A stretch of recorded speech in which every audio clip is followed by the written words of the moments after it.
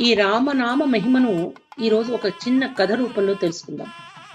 విభీషణుడు ఒక కార్యం కొరకై రాముని వద్దకు సందేశం పంపించాలని తన సేవకుణ్ణి పిలుస్తాడట. బాబు, నీవు రాముని వద్దకు వెళ్ళి ఈ సందేశాన్ని వినిపించు అని చెప్తాడట.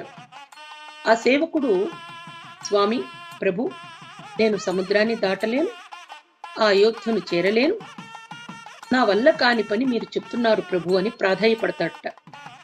అప్పుడు విభీషణుడు, రాముణ్ణి చేరుకునేటువంటి శక్తిని నీకు నేను అందిస్తానని చెప్పి ఒక పత్రం చేతికిస్తాడట. ఇచ్చి, ఈ పత్రాన్ని పట్టుకుని నీవు సముద్రాన్ని లంఘించగలవు, అయోధ్యను చేరగలవు, తిరిగి మళ్ళీ లంకకు రాగలవు అని చెప్తాడట. ఆ సేవకుడు అంతే ఆ పత్రాన్ని చేతబూని